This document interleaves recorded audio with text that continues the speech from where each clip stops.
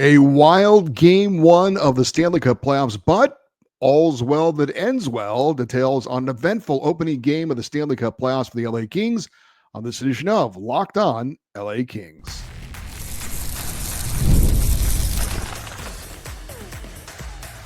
You are Locked On Kings, your daily podcast on the Los Angeles Kings, part of the Locked On Podcast Network, your team every day. Hey, Kings fans, welcome to Locked On LA Kings, part of the Locked On Podcast Network, your team every day. Thanks for making Locked On LA Kings your first listen every day. We are free and available wherever you get your podcasts and on YouTube and on Amazon Fire TV. I'm Eddie Garcia, your host of Locked On LA Kings. I've worked in sports media for the past 30 years. Also one of the co-hosts of Locked On NHL Game Night, a nightly podcast and YouTube show wrapping up the night in the NHL, and a passionate LA Kings fan for over 30 years. The LA Kings played game one of the Stanley Cup playoffs against the Edmonton Oilers for a fourth straight year. But unlike those previous three meetings, all won by Edmonton, this time LA had home ice advantage. Not just that, but the Kings were also the best home team in the NHL this season. 41 games on home ice, a franchise record, 31 wins in those games, plus an 11-1 record against the top three teams in each division, all playoff teams, meaning the best of the best in the NHL. As far as the Kings lineup in this one, it would be a familiar one and a very healthy one for the LA Kings. Top line of Andrei Kopitar centering Andrei Kuzmenko and Adrian Kempe. Philip Deno on the second line with Warren Foegele and Trevor Moore. It was Quinton Byfield on the third line with Kevin Fiala and Alex Ferrier. And on the fourth line, Samuel Hellenius with Jeff Malott and Alex Turcotte. No Tanner Jeannot as he still is out with the injury. As far as the defensive pairings, we'd have Mikey Anderson and Drew Doughty, Vladislav Gavrikov and Jordan Spence with Joel Edmondson and Brant Clark. The goalie was Darcy Kemper, and David Riddick served as the backup. As for the Edmonton Oilers starting lineup, some players we're going to need to get familiar with as this series goes along. Top line centered by Connor McDavid with Zach Hyman and Connor Brown. A second line of Leon Draisaitl with Vasily Podkolzin and Victor Arvidsson, the former King. Third line of Ryan Nugent-Hopkins with Jeff Skinner and Trent Frederick. A fourth line of Adam Henrique, centering Matthias Janmark and Corey Perry. No Evander Kane in this one. He's missed the entire season with an injury. There was some talk maybe he could be available for the postseason, but certainly not for game one of this matchup. As far as the defensive pairings, the top pairing for the Oilers would be Darnell Nurse, boo, and Evan Bouchard. Jake Waldman with Ty Emberson, and Brent Kulak with Josh Brown. No Matthias Ekholm, their top defensive defenseman, is out for the entire first round at least. Stuart Skinner would be the starter in net, and Calvin Pickard would serve as the backup. Big question going to this game for me. I guess it was multiple questions, if I'm being honest.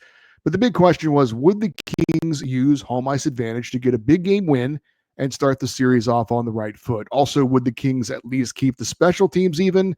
And would the Kings be able to contain Connor McDavid and Leon Draisaitl, the Oilers' two superstars? Well, as for the game summary in this one, the scoring, LA got off to a great start, a 2-0 lead after one period. The Kings get a power play goal to open up the scoring early from Andrei Kuzmenko and an even strength goal from Quinton Byfield. Again, great start for the Kings. Second period, more from LA as Adrian Kempe and Philip Deno would score. Kings had a 4-0 lead before the Oilers broke the shutout with star Leon Draisaitl scoring with just 6 seconds left in the second period. In the third, Edmonton would make it 4-2. Kevin Fiala would score the Kings' second power play goal of the game for a 5-2 LA lead, but the Oilers would not die. 3 straight goals tying the game. Connor McDavid would score with 1:28 left in regulation to tie it. 2 of those goals came with the goaltender pulled for the extra attacker for the Oilers, but Philip Deno would score his second goal of the night with just 42 seconds remaining in regulation, and the Kings pull out a 6-5 victory to lead the best-of-7 series 1-0. For the Kings, it was their 32nd home win in 42 home games this season. As for the game stats in this one, the Kings win at 6-5, shots on goal favoring LA 30-25. As for the special teams, the Kings 2 for 5 on the power play, while the Oilers were 0 for 2. A little bit misleading there. We'll discuss why in a minute. Some yes and no on that. Faceoffs were in favor of the Oilers, 34-31. Hits favored the Oilers 42-30. A lot of hitting going on, and in block shots were even at 14 apiece. So, what was not so good for the Kings from a team standpoint? Well, the Kings certainly had opportunities to keep the Oilers from getting back into the game. They had a full 2 minutes of a 5-on-3 power play in the third period, and the Kings could not score. They did not take advantage of a 2-man advantage for a full 2 minutes. The Oilers were called for a delay of game. Then their head coach, Chris Knobloch, decided to challenge that. Apparently, he thought it went off the top of the glass or something. Unsuccessful. Again, Kings with a goal there. It doesn't get quite as dramatic. And the Kings missed 3 empty net opportunities when I mentioned the goalie was pulled for Edmonton, and that kept the door just open enough for the Oilers to be able to get through and eventually tie it up. Now, the Kings didn't give up a power play goal, but they did give up 2 goals with the man advantage as the Oilers pulled their goalie. So maybe that's a little bit misleading. The point is that the Oilers were able to use an extra attacker to get a couple of goals. And again, the Kings multiple chances to close the door.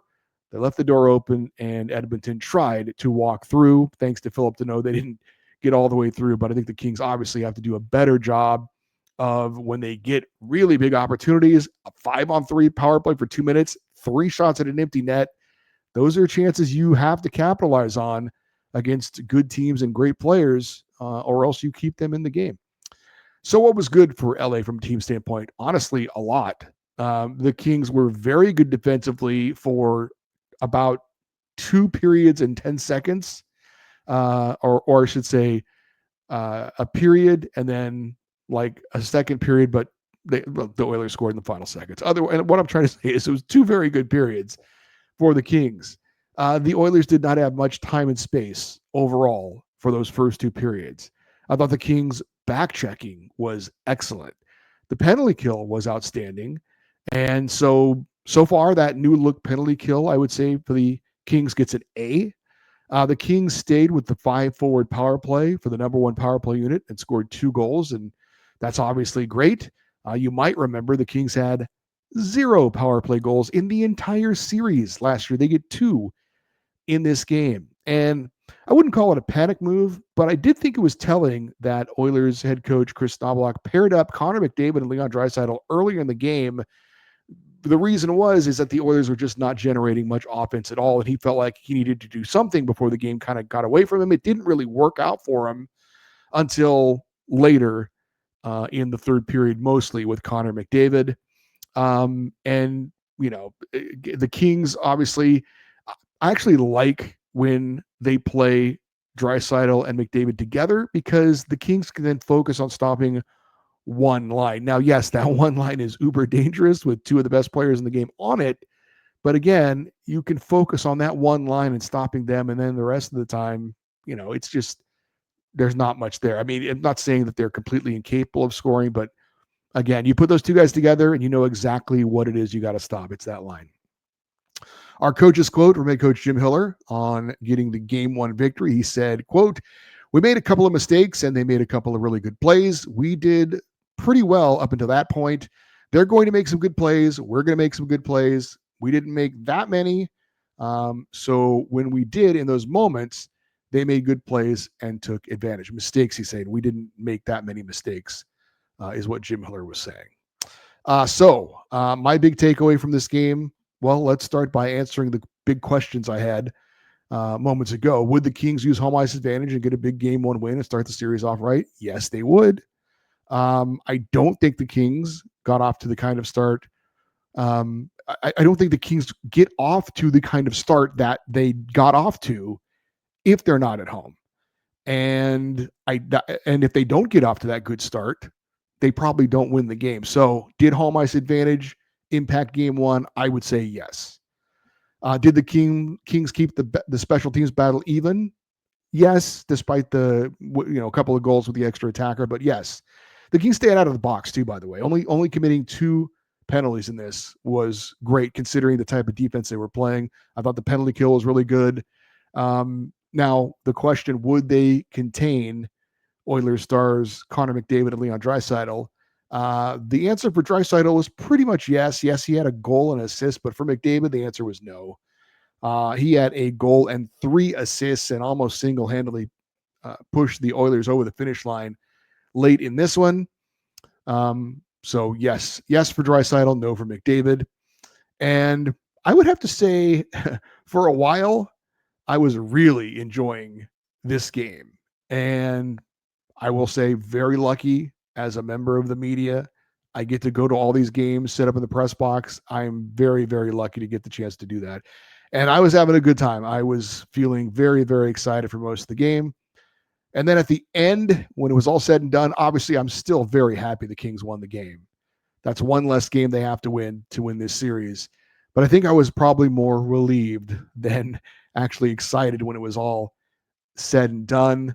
I thought the Kings were the better team. We said that the Kings had better depth. I thought that shone throughout. We knew that Connor McDavid and or Leon Draisaitl were going to have their moments. McDavid certainly did, as he was pretty spectacular in this one. But despite his greatness, again, still couldn't single-handedly get a win for the Oilers. This is a team sport, and the Kings were the better team, despite it getting a little bit exciting, I guess we'll have to say. Kings, meanwhile, are the 4th team in Stanley Cup playoff history to win a game in regulation after losing a 4-goal lead.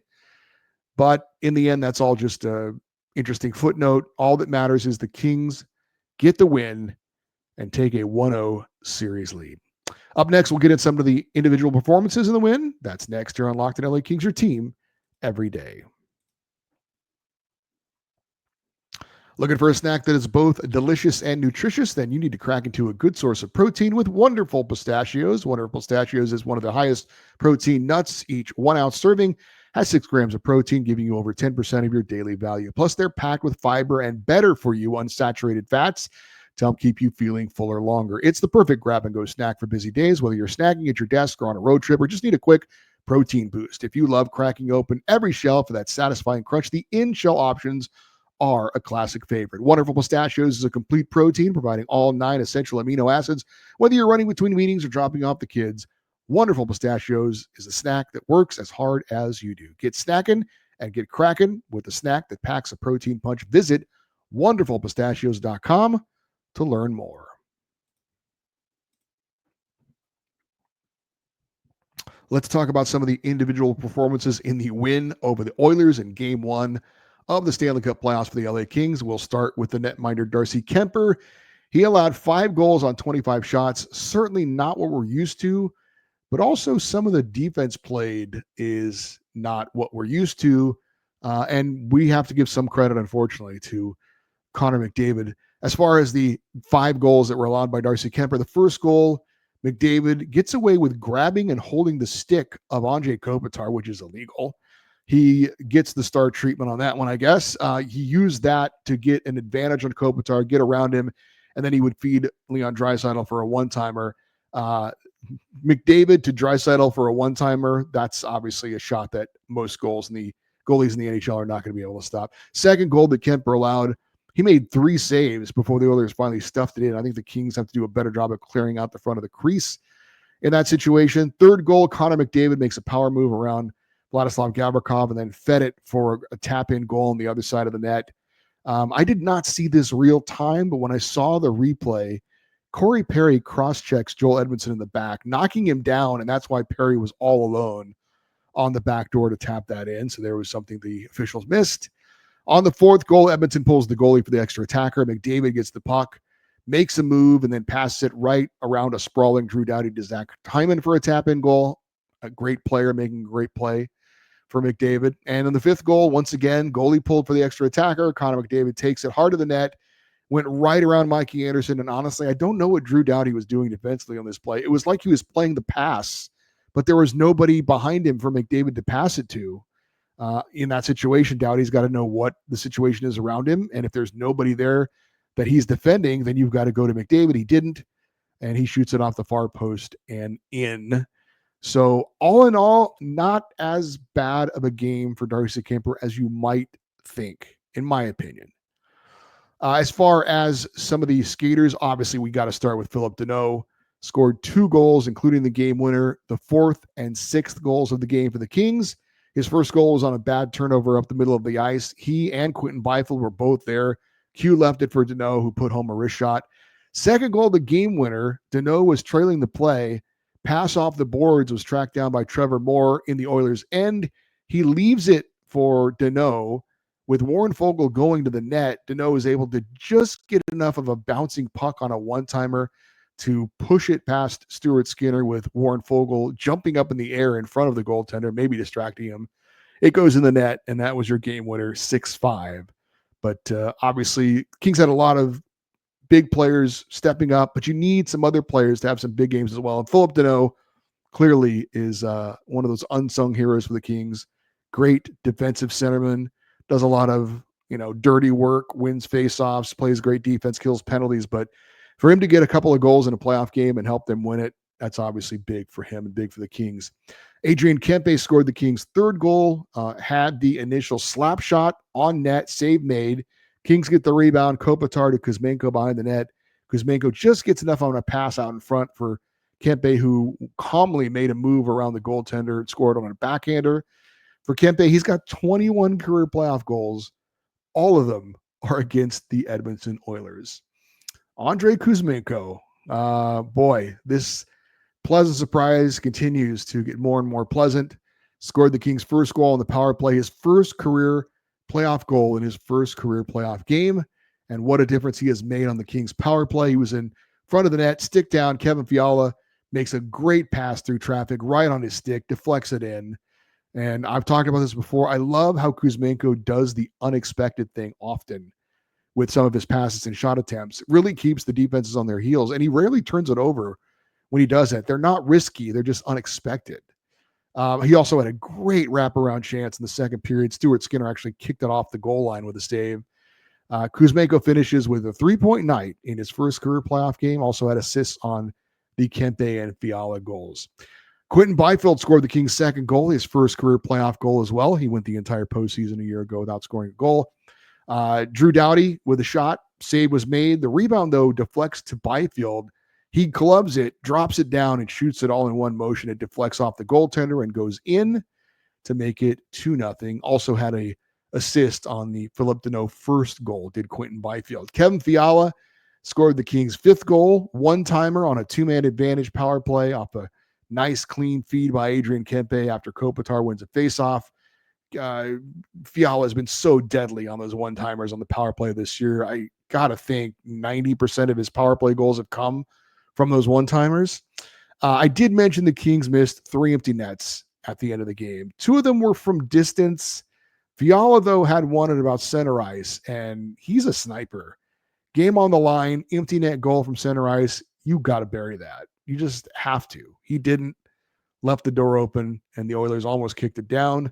That said, he was in front of the net on Quinton Byfield's goal and had a couple of really nice back-checking plays, which is not necessarily something we see a lot from Kevin Fiala, but that's playoff hockey. You see players doing things they might not normally do, and sometimes in a very good way. I thought defensively overall, the Kings did a very good job for the first 2 periods, except for those final seconds.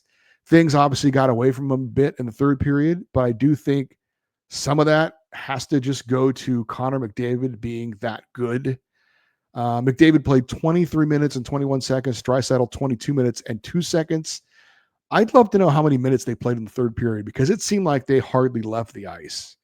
And I got to believe that if this series continues and goes 6 or 7 games, that amount of heavy lifting by those 2 guys, as great as they are, could eventually take a bit of a toll.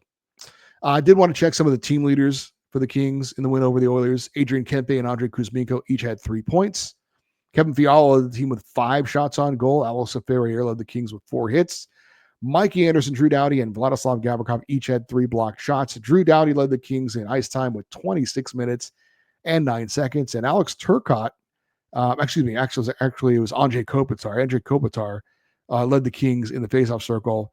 He was 17 of 33, only 51.5%, but that's 33 faceoffs taken by Andrei Kopitar. That is quite a few. All right, Kings fans, I salute you And we'll talk about that next here on Locked On LA Kings, your team every day. The NBA playoffs are here, and FanDuel is giving new customers an incredible way to get in on the action right now. When you join FanDuel and place your first $5 bet, you get $250 in bonus bets if your first bet wins. Visit FanDuel.com as they make betting so easy, whether it's picking your favorite team or diving into player props. From three-pointers to steals to assists, FanDuel has so many ways for you to bet on your favorite player props. Plus, after the game tips off, you can even combine live props into a same-game parlay for a chance to win big. The LA Lakers and LA Clippers are in the playoffs. Lakers are taking on the Timberwolves, down 1-0 in the series. Game 2 Tuesday night in LA, while the Clippers have a 1-0 lead over the Nuggets thanks to a win in Denver on Monday night. Make those games more exciting and fun by using FanDuel to wager on all that NBA playoff excitement. Don't miss out. Head to FanDuel.com and claim your $250 in bonus bets today. Before we get into a little bit more, as far as we've got 3 stars of the game to hand out, I did want to comment on the officiating, and I can't say exactly what all the calls were for the Oilers as far as penalties for the Kings. Only 2 are committed. But I thought the Kings played a really good game. I thought the Oilers got some calls in this one. I mentioned McDavid has the holding the stick, gets away with it. On Andre Kopitar, by the way, you would think Andre Kopitar, of all people, would get a little respect there.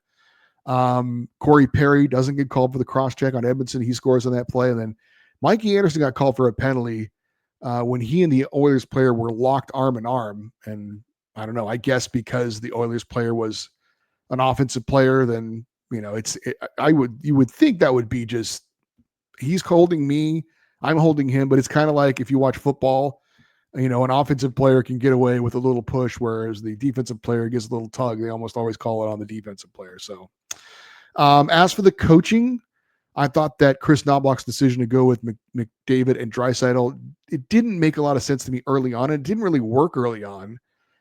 They did connect on that one goal before the third intermission. But it did, I think, probably work out a bit more for him as it went along.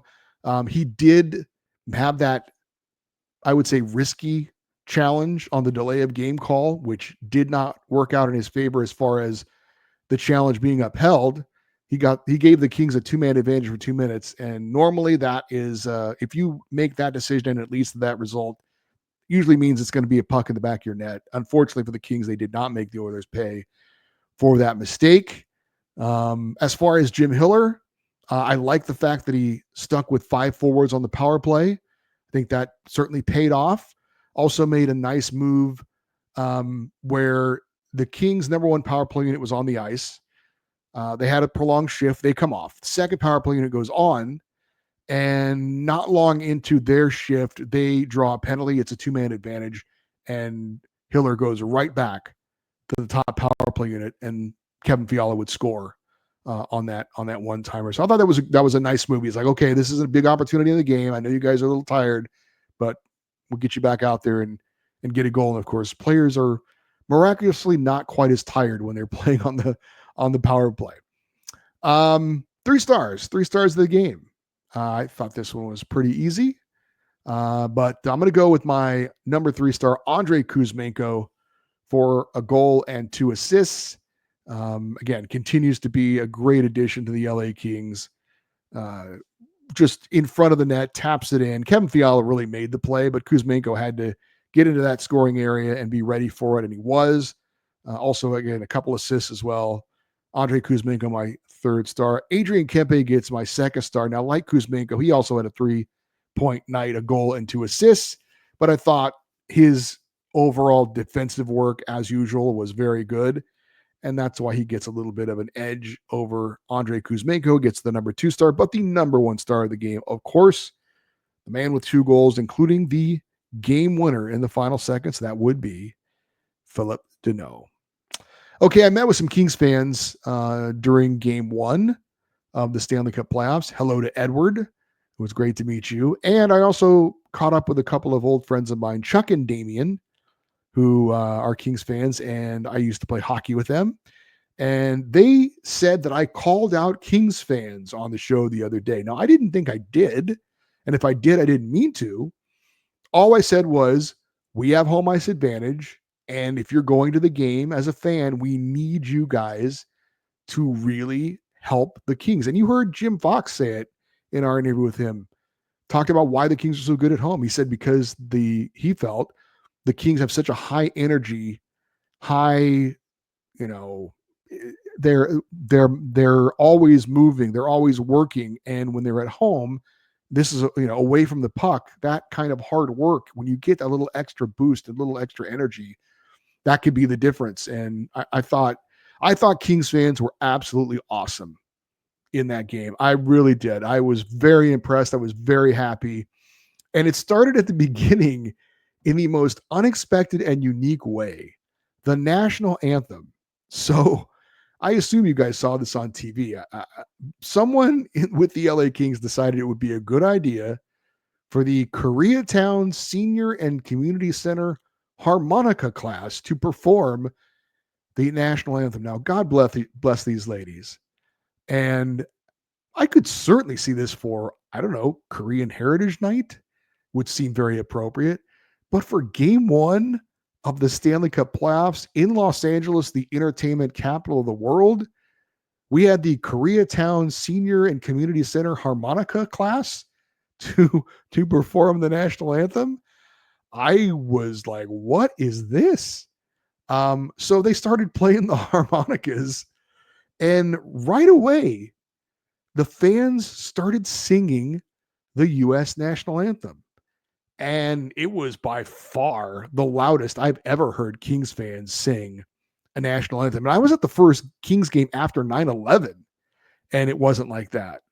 I thought it was totally organic. Nobody told the fans to do this.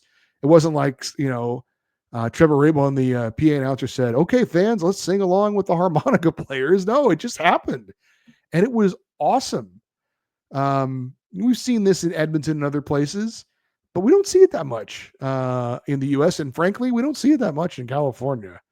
But that was really cool, really cool. And I've seen on social media, fans are begging the Kings to bring back the harmonica ladies. And I'm here to tell you, I'm all for it. Please, yes, bring them back. It's a thing now. Like it's a fun thing now. It's a good luck thing now. And it would be cool to have all the fans sing again like they did. So LA Kings, if you're listening to this, you need to bring back those harmonica ladies. And then the game, the chant starting, go Kings go, right away. The appropriate booing of that jackhole Darnell Nurse every time he touched the puck. The mocking of the goalie, Skinner. It was all awesome. And I know things got a little bit tight late in the game, but I will say, Kings fans, I thought you guys absolutely brought your A game. It was a great atmosphere. We talked about home ice being the difference. The Kings win game one. I don't think they, all in all, if that's a road game, probably doesn't happen. So great job, Kings fans. I cannot wait to hear you for game number 2. Keep it going. You guys were great. And also got to give a shout out to Ed and Brea. Not only was he guaranteeing a series loss for the Kings, but at the last second, he snuck in an email guaranteeing a game 1 loss just to make sure that would happen. And Ed, once again, well done. Real quick check of the OHL playoffs. Kings first round pick forward Liam Greentree and his Windsor Spitfires did not close out their series against the Kitchener Rangers again. Greentree did play in a game 6 loss. And after winning the first 3 games, they've now lost 3 in a row. It's going to a deciding game 7 on Tuesday. So hopefully Liam Greentree can help his team get a win and advance in the OHL playoffs. He's still leading all of the playoffs in goals, 14 in 10 games. Meanwhile, Kings prospect defenseman Jared Woolley and his London Knights sitting back and waiting after sweeping their first round opponent. And finally, the Ontario Reign will open up the AHL playoffs against the San Jose Barracuda in a 3-6 matchup. Game 1 at Crypto.com Arena on Thursday. First round of the AHL playoffs, by the way, are a best of 3. I did see that the Kings made a roster move. They called up Phoenix Copley as an emergency goalie. I almost ran into him, or he almost ran into me going around a corner in the press box at crypto.com arena. I don't know if he can be sent back down. I assume he can for the AHL playoffs, or are they going to go with Carter George? I don't know what's going on with Eric Portillo. He's apparently still hurt, and that is a lingering injury. All right, for you everydayers, those who listen to watch Locked On LA Kings every day, coming up on our next show, we will have a preview of Game 2 of the Stanley Cup playoffs between the Kings and Oilers. We might have a special guest to join us for that as well. Speaking of Game 2, that will be in Los Angeles Wednesday night, 7 p.m. Hopefully you can get out there. If you want to send an email to this show for any reason, for our fan feedback show or anything else, email address is lockedoneddie@gmail.com, EDDIE. You're always welcome to post your thoughts if you're watching on YouTube in the comment section. We'd love for you to stay connected with the show on social media, X, Twitter, Instagram, TikTok. We are at Locked On LA Kings. Thank you very much for listening and watching this episode of Locked On LA Kings, part of the Locked On Podcast Network, your team every day. Have a great rest of your day. We will talk to you next time. And as always, go Kings, go.